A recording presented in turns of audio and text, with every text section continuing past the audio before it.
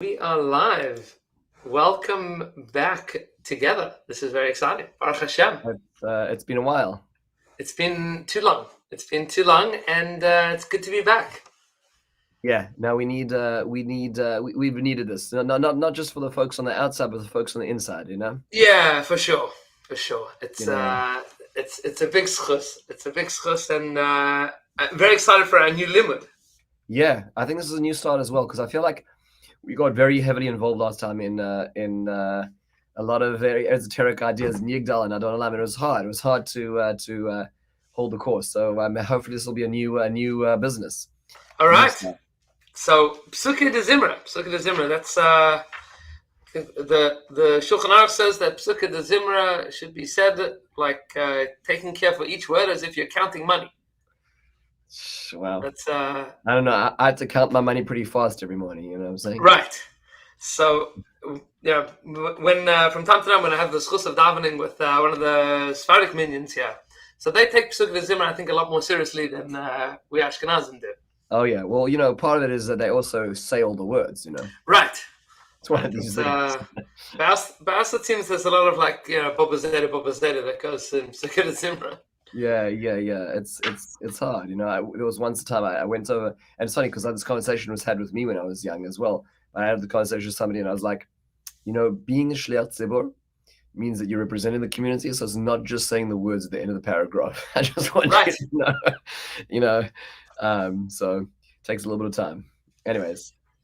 All right, so I guess we'll start at the beginning, and please God, there should be an upgrade to our tefillah and to tefillah of both of our kehillas and Klal Yisrael in general. Amen. But I'm excited. I'm very excited. This is fantastic. Let's clarify. We're starting this the Ashkenazi way. Mizmor Shir Baruch She'amar, right? So right. Because Rav Kook was an Ashkenazi. We're good. Rav Kook was an Ashkenazi after all. He was very makpid in this. I saw a little while ago one of the biographies that when Rav Kook started Merkaz Harav, he bedafka wanted it to be Nusach Sfard. Even though he himself davened Nusach Ashkenaz his whole life, really? Dafka wanted the yeshiva to daven Nusach Sfard because he was very makpid not to change his minhag. But the din is that if you're davening with a different kehillah or a yeshiva with a different minhag, so then you should daven like they daven. And he very much wanted to say Keser Yitnu Lecha at Ne'ilah Yom Kippur. So he made the minhag of the yeshiva to be Nusach Sfard so that he could say Keser Yitnu Lecha. That's fantastic. I suppose we don't really live in that world of priorities. No. He felt so deeply connected to the tefillah of Keser, but so deeply connected to Minhag Ashkenaz that the only thing that he could do was to do it like that. Beautiful.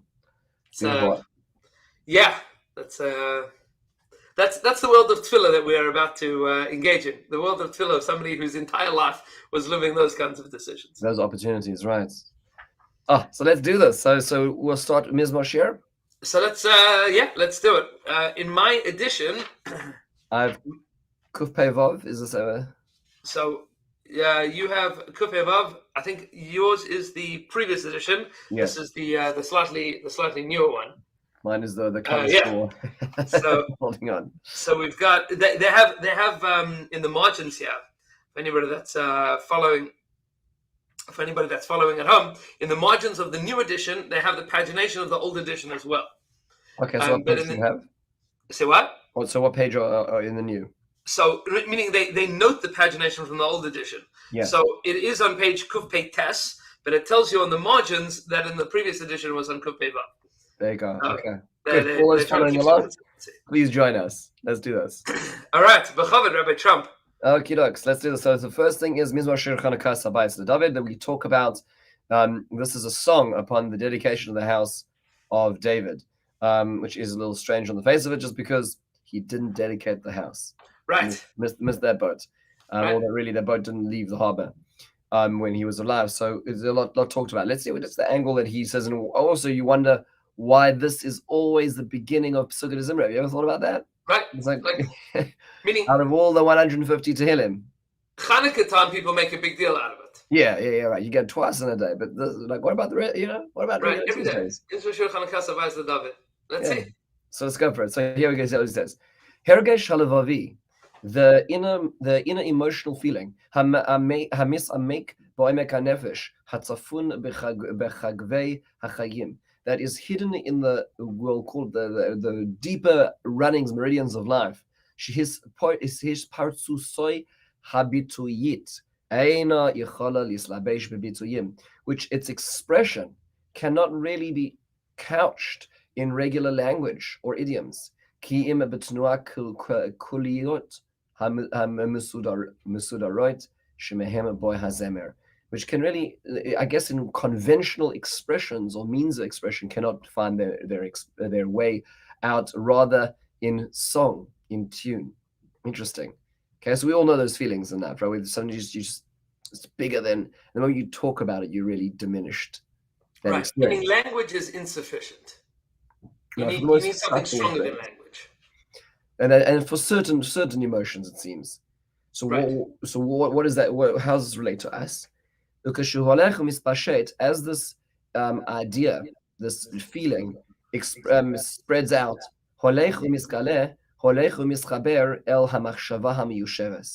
as it reveals itself, it attaches itself to thought, which is miyushav, which is calm. Shira sham atzura. So, and it expresses itself in the interesting, the same. I wonder what he's saying. It sounds like that there's a type of speech which is miyusheves more, which is more settled, which is more grounded, which is more calm, which is the same place where song comes from as well. So it's like, well, so I think he's noting that we start off with two kinds of song. There's Zemer and Shir. Oh yes, those are the two words. Excellent. Those are the two words he's working on. So meaning Zemer is that expression of raw emotion at the very beginning, right? And then as it expresses itself, it's Shira. Interesting. So Zemer, so Shira seems more sophisticated. It seems the next level of expression, where it's given word, it's given some form of articulation, and that's why Zemer. When you talk about a Zemer, it could just be a nigun, whereas sort of Shira is almost like it has words already, it has form, right? In a greater sense. Okay, good. That's you're 100% right. That's the Zemer and Shira. Oh, so now what does this mean? So he takes it to the next level. He says, Mishnei elu hatachanim b'yachad yavo ha'inyan hamurkav shel Mizmor Shir. With these two elements together comes the idea of Mizmor and Mizmor Shir. Hara'ui liyos lanu lemofes betor hakdama leknisa lebeis tfilasenu, which is really the introduction. It is serves as our introduction, our admission to our prayer. Hayoser ikaris v'yisodis, which is most foundational. Hatuna hashpa'a mamak hahergesh mimichivyona machshava. So it requires both this foundation, this deep raw feeling, which comes from the depths of the soul, and then its expression in thought, b'shvichas levesh v'higayon kodesh, and one spills out one's soul and one's holy thoughts. Hamrukav mishnei hapalagim halalu gam yachad, which comes from these two tributaries which now converge into one. Right, so both this raw emotion, this expression of ideas as it expands. Wow. Okay, so that's what we should be thinking. Generally speaking, I'm thinking about how do I make it to halfway through Pesukei D'Zimra by the time the chazan cuts me off. That's like that's kind of where I'm at.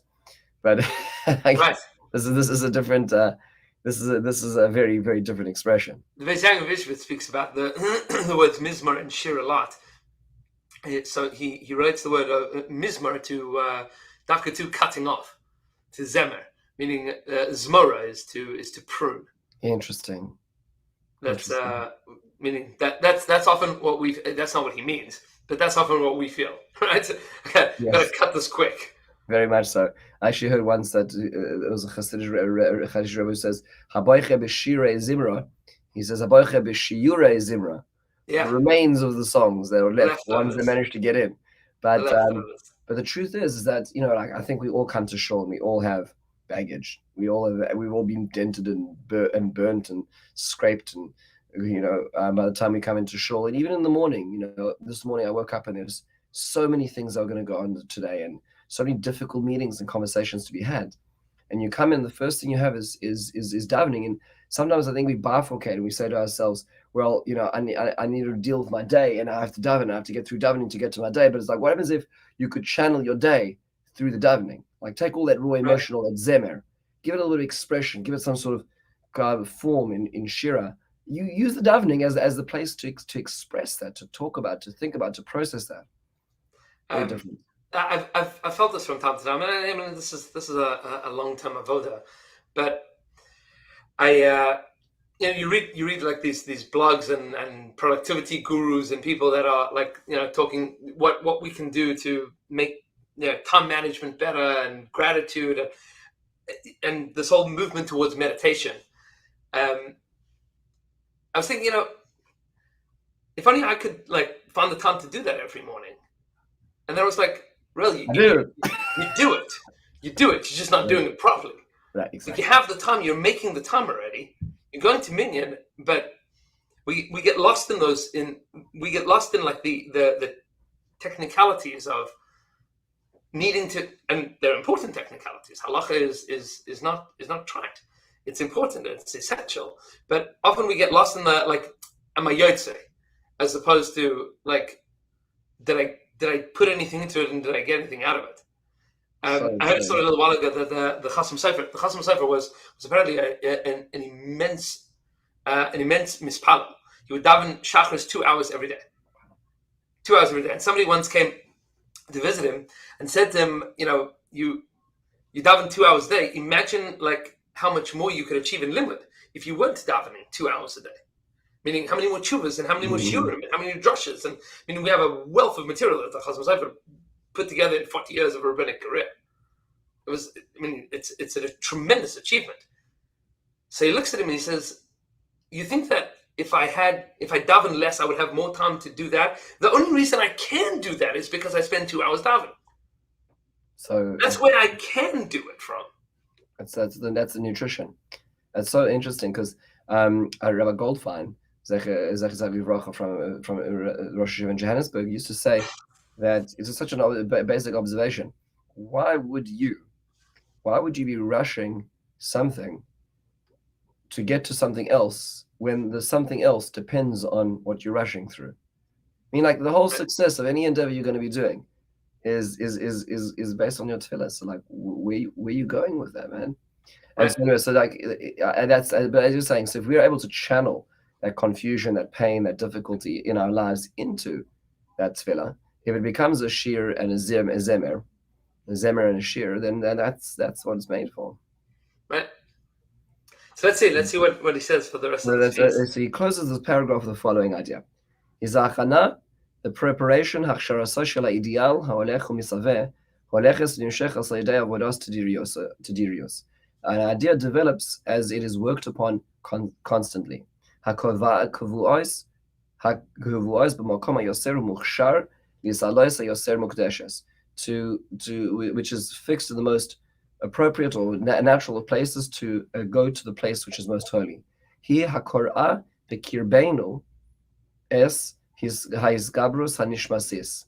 That is the call in our souls, in our innermost chambers, for his gabrus will call success, overcoming on a spiritual level. Hama'ametzes es eile shnei hazeramim hakadoshim b'si gavham, which tries to pull together these two channels, the idea of Zemer and the idea of Shira, to the greatest of their capacity, Chanukas HaBayis. Interesting. That is the dedication of your bias. So he hasn't explained to us what Chanukas HaBayis means yet. No. I think no, he doesn't. I guess we're going to have to try to draw it out of the next couple of words. Yeah. He doesn't explain it. He goes what is the bias? The next page. So he's That's what that means. Yeah, miucheres beromemus kodsha lishius elyana, which is a preparation for the elevation of a holy personality. Asher noda'a lahakim ulachin kisei kavod, which is the place to be the divine throne. Malay hod Hashem, full of the splendor of God. Hekim ariad, for eternity. Kiyerach yikon olam, David Melech Yisrael Chav V'Kayam, Omar Sela Zeh, Mispatei Lanu, B'Kol Milu'oi B'Mizmor Shir Chanukas HaBayis. David. Wow. So if I'm interpreting this correctly, what he's saying is what is the bias? What is the dedication of the bias? Is you as a platform for godliness. You want to be part of God's mission. You want to have something to give to this world and express in the way that you uniquely have the opportunity to do. Well, you need to take these two ideas. You need to take Zemer, the raw emotion of experience, and channel it through the prism of thought, as he says, to give expression to those ideas. Wow. So this is not the Beis HaMikdash as much as it is our internal. You're the bias. You're the bias. You're the bias. That's this is very much akin, I suppose, to the three madrigas of har bias itself. Like Avram calls it a har, and Yitzchak calls it a sada, and Yaakov shekar a bias. Beis HaMikdash is ultimately a bias, means Maral and Gurari explains in that pasuk that bias is that which ties all things together. Meaning you have a table, and you have like the Navi says, you have a mita and a shulchan and a kisa and a menorah. But those are four separate objects, right? A bed and a chair and a lamp, like, cool. But you put a roof over it, now you have a bias. That's a different thing altogether, right? A bias contains those things. A bias is the container in which things can occur. It's not just like different items that you've gathered together.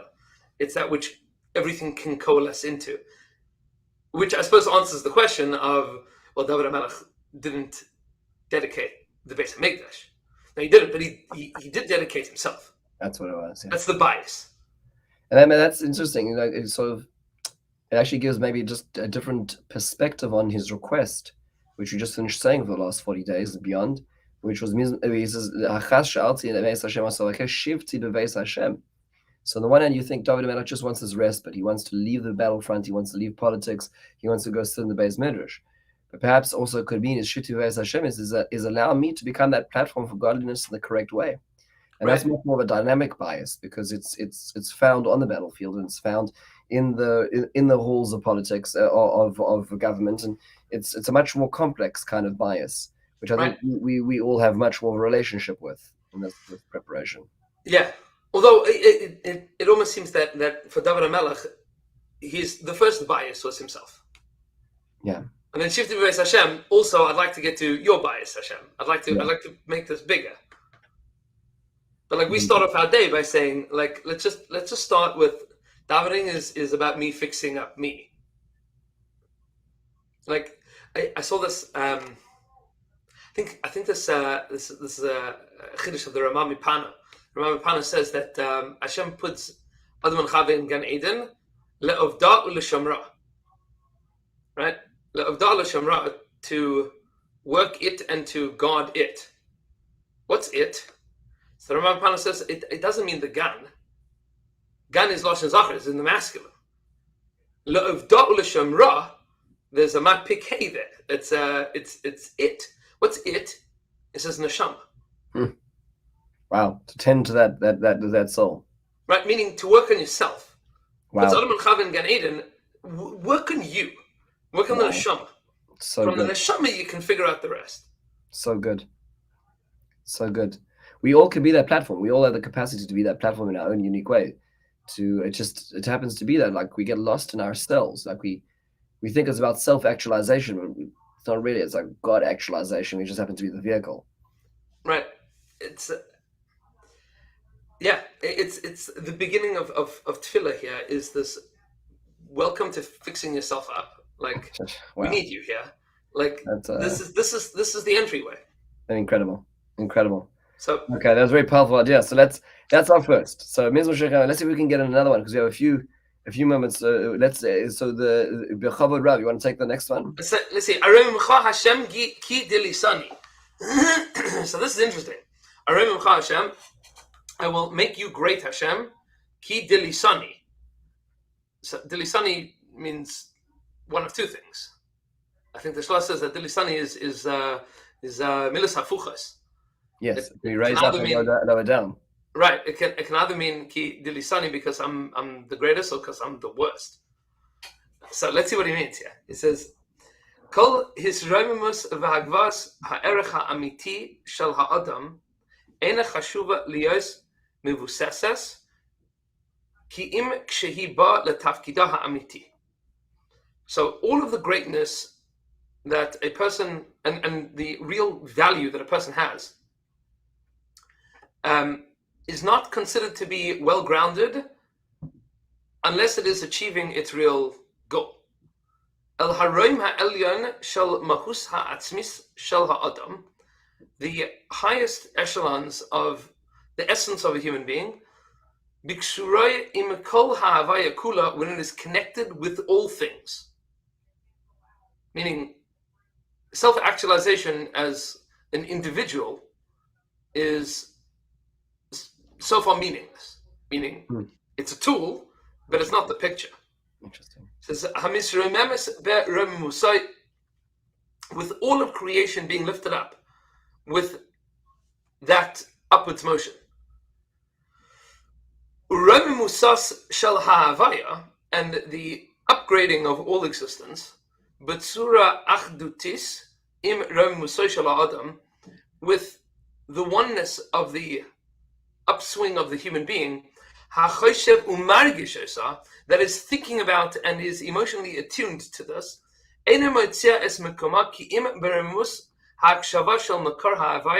can only happen when one is well attuned, listening in to the source of all existence. Shall the life of all life, the Yesod HaYesodus, foundation of all foundations, shall kol hayesh, of all things, of all that is, shall ramus ha'inyan ha'eloki, the upswing, the elevation of that which is godly. Shemimeno totzos lahoifas ha'achdus ha'mekaris shel ha'avaya. That from there will spring forth the unique oneness of the source of all life, of all things, that includes me, and the entirety of the world, with one expression of existence. So that's Aromimcha Hashem ki dilisani. Hashem lift me up ki dilisani, because I am being lifted. Aromimcha Hashem ki dilisani means Hashem lift me up together with all things being lifted up. Because if it's not together with everything, then it's meaningless. Right. And so David HaMelech is saying, Arumcha Hashem, I'm lifting you up, you're lifting me up, ki dilisani. I think he's saying Lashon, like that's what the Shlomo is saying, ki dilisani is Lashon dili, is a bucket. Is I'm being raised up, so I'm raising you up, Hashem, and the whole world is being raised up along with us, because if it's just me, then it's meaningless. So interesting. I wonder how prescriptive or descriptive this is. Is he saying like this is a mission, or you should be attempting that when you raise yourself up, you raise up the world around you? Or is he saying, or is he saying that one should be cognizant of one's relationship to one's surrounding when one grows? It's I'm just there's so many different ways to sort of take this idea. So I think he's saying, like David HaMelech is saying these words. And David HaMelech is speaking to Hashem. Mm-hmm. So when Rav Kook is saying, like, this is what's going on here, I don't think he's saying it even prescriptively or descriptively. He's saying this is what David HaMelech means. David HaMelech is saying, I'm being lifted up at this moment, and therefore I'm lifting you up as well, Hashem. Right. Because otherwise it's not there. Right. You see this sometimes in Tehillim where David HaMelech will say things like, HaKadosh Baruch Hu, allow me to survive so that I can tell your praise, meaning so that I could be a conduit, like when he asks for forgiveness, allow me to be the example of a person who came close to you. So, in a certain sense, it's not just personal; it's a much bigger scope of than the narcissistic self-salvation which is being searched for. Yeah, I think David HaMelech Pashtus sees himself as constantly connected to Hashem. So that's what he's saying. He's saying, Hashem, there's no such thing as me being lifted up without lifting you up as well. Mm-hmm. Like it just doesn't happen. Mm-hmm. Yeah. Because if Rav Kook's chiddush in this is that what David HaMelech is doing is very real. Meaning, there's no such thing as self-actualization without also actualizing our peace in Hashem. Right. That's a very beautiful thing. You know, I always think about this when this is my own perspective. Is that in the benching, we say it's just such a beautiful thing. We say Harachaman, who is Banu, that Akash Baruch Hu should find grandeur through us. We Yisad Banu L'Adol Mimra, that Akash Baruch Hu should have grandeur and glory through us. It's an amazing thing. Like meaning we're the agents of His expression of Hadar and Pe'er. And then the next thing we say is Harachamani Yafar Nasin B'Chavad, right? So I always think it's much more intuitive that way. So if you're willing to say Akash Baruch Hu, I want to be the platform of your great. I want to be the Chanukas HaBayis. I want to be this expression of you in the world, right? And by the way, can you give me the expense account to do it? Right. That makes sense. Here's my proposal. I need a budget. Exactly. As opposed to coming and saying like, I need more money. It's like it's so it's a very, very different perspective. And so when we frame things like this, then my Ramamus, then you're pulling me up is pulling you up. We're on the same team. Right. We're trying to do this. We're trying to achieve the same in this world. I'm just the agent. Right. And David HaMelech sees himself like that. Like his whole life is that. It must be a very profound experience to live like that. Yeah. Which is it?